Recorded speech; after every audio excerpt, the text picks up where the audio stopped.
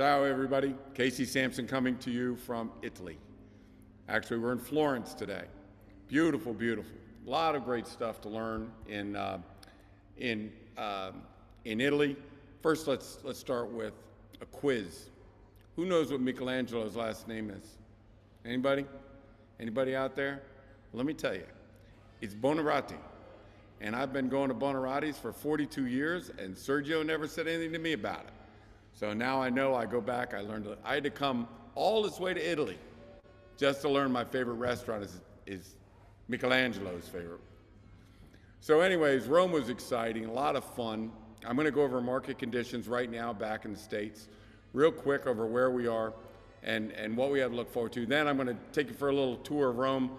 We're gonna talk about some Carrara marble, some, where the travertine comes from, the whole 9 yards. But anyways, so as we know, 2023 was a disaster, terrible year. Inventory was down, sales were down, not a real exciting year.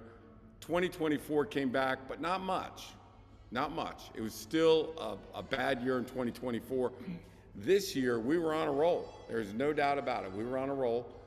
The market was coming back, the inventory was coming back, sales were up, and then all of a sudden we got hit with a lot of turbulence, a lot of concern with the economy over tariffs and all that stuff. That slowed the economy down, slowed our sales down. So year-to-date sales in Fairfax County, so get your arms around this, year-to-date sales in Fairfax County are up 2%. Now we were up 40% earlier in the year, but now it's slowed to 2%. And a lot of that has to do with the tariffs that have been going on, the uncertainty in the economy. Are people gonna lose their job? I mean, we're right next door to Washington, D.C. Is DOJ going to cut all the federal employees? There was just a lot of uncertainty. So, although the inventory is still climbing a little bit, it really hurt on sales. And that shows on sales to date. In Fairfax County last year, 2173. This year, 2226. Not a big increase, not the increase we were hoping for. You know, we're trying to walk our way out of Fairfax County and trying to have a better year. And that just didn't happen. Vienna's pretty much the same. Vienna is not, Vienna is not recovering like we hoped it would. Although I don't know how we've been lucky enough to settle on $80 million worth of real estate year to date, over 1.5 million. So there's been a lot of activity over 1.5 million, and certainly we've been lucky enough to get a good piece of that. So as we look forward in the real estate market, the sellers right now have to be a little more careful. You really have to do your homework. You have to do your predictive analysis. You do have to be more patient. It's going to take a little time, and that's a whole different ballgame from what we're used to. So, the word of the day right now is patience. It's going to take a little longer. The buyers are still out there. We had a $34 million month last month, so we're just seeing a little slowdown right now. Okay, so everybody kind of keep your heads down. Let's go to Italy. Let's start with Rome. So they don't know a lot about Rome, but Rome was started about 1600 BC. Around 2700 BC to 476 is about when the Roman Empire, if you talk to anybody here from Rome, they do believe the empire never stopped. They still believe we're all Romans, that the Roman Empire exists, the Roman Empire is still here. But the record books will tell you 476 is about the time that it ended. But there's a couple interesting things. First of all, they don't call it AD. They call it AC. It's called after Christ. They never say after death. Always after Christ, everybody. So it's incredible to walk around. It's incredible to see all of the architecture they have in Rome. I mean, the streets that they would walk down after they came home from a big, victory where they'd kill at least 500. If they kill at least 5,000 people, that's a big party in Rome. So very interesting stuff. But there are things that we live with every day. Carrara marble, you'll see it in people's bathrooms and you'll see it in their kitchens. But you have to see here in Italy where, what they've done with this. So all of the Michelangelo, the statue of David, all of the statues you see here, they're all Carrara marble, and they're white, and it's beautiful. We see it as bathroom and kitchen finishes. And they see it as statues. But everything here, I mean, they have mountains of Carrara marble in northern Italy, right outside of where we are. We're in Florence right now. So there's mountains in Tuscany that is all you can believe is Carrara marble. And we went through and saw how they cut the marble. They can cut through marble like butter. They can cut it any way you want, in any shape or any size you want. But it's really a wild thing. The other, so most of Rome is also made of travertine. So travertine is, again, it's a limestone. It's something you can carve, something you can, that's more porous than marble, right? You see the little yellow, that's mostly travertine, and the very white is the marble.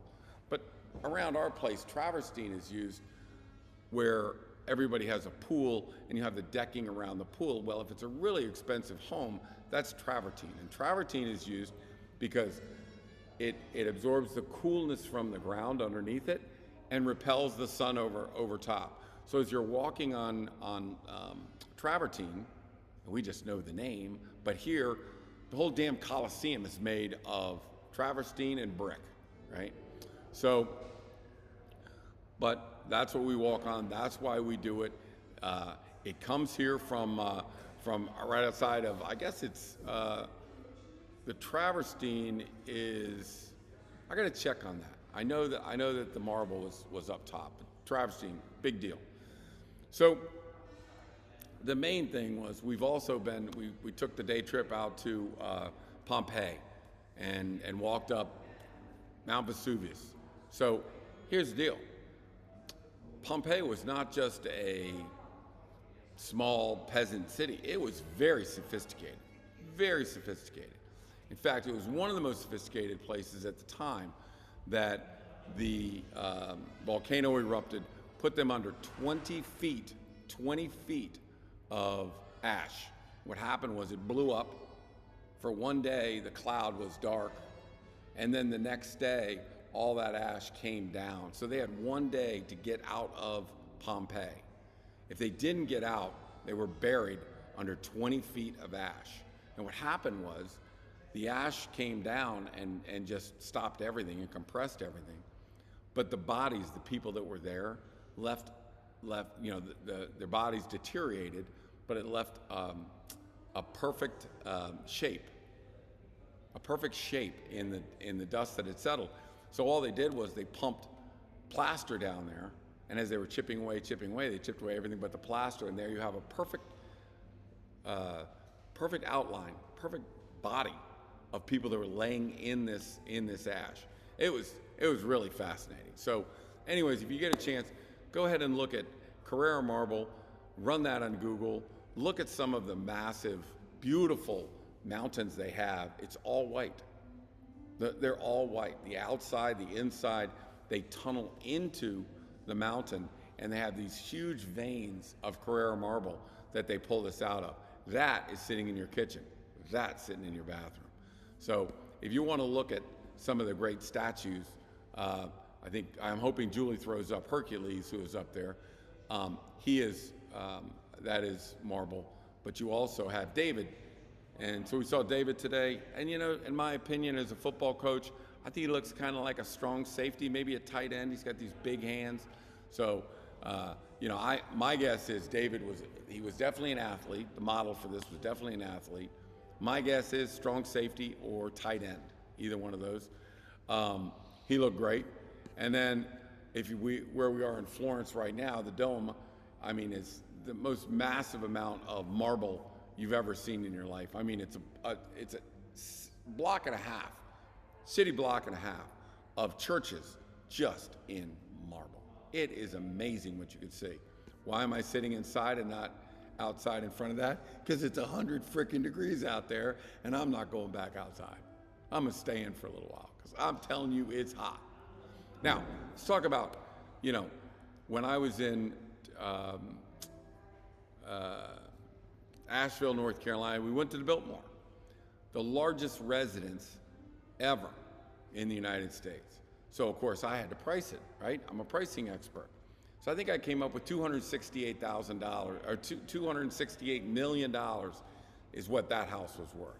So of course, I'm walking around Florence, I'm looking up, I'm like, what are these, what does it cost to live in Florence? What does, what do these apartments or condos or whatever talk about? Well, the average size of a home in Florence is 1,000 square feet, okay? The size, kind of a small Rambler in Vienna, that's 1,000 square feet, that's what that would be. So that's the average size of a condo here. And the average price is about $500 a square foot. So you're looking at about $500,000 to live. Somebody wants to live here, it costs about $500,000 to buy one of these nice, right in the middle of Florence, where you pop out your door and you're in the city. That's up about 7.5%. So they're up a little bit, just like us. They were up from last year, so they're about 7.5%. If you wanted to rent a place for the summer, don't come here in the summer, by the way. Don't come here. This is hot as hell. I mean, this is Africa hot. This isn't like regular hot. So, yeah, you want to stay away.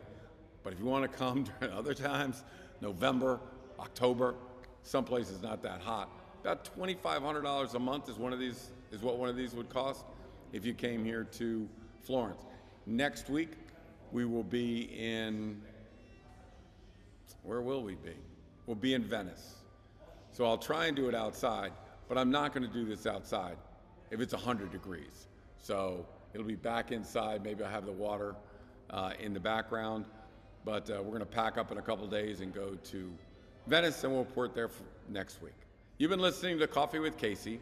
We're taking down a little spin of Italy and a little disappointing numbers from the real estate market in both Fairfax County and Vienna. So hoping it gets better. But last year now, at this time, from June, middle of June to November, prices fell between 6 and 8%. So again, if you look at what's sold and then you put your house up there, that might not be what it's worth. It might be down here. That's where the buyer pool is. The buyer pools are softer. So, and it's not going to be back until next May. So wouldn't hold my breath that that price that you got in May is going to be any time between now and next May.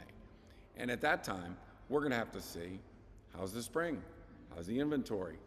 How's the interest rates? How's the economy? How's everything going? That's a crapshoot. You can still sell at a high price, which we're doing, but you really need to be careful where you put that price at. So you've been listening to Coffee with Casey. You can reach me at 703-508-2535. If you call me now, it's diverted over to Morgan and Kelly. So they'll be happy to help you if you need us. Or you can reach me at Casey@CaseySamson.com. We'll see you next week from Venice. Bye now.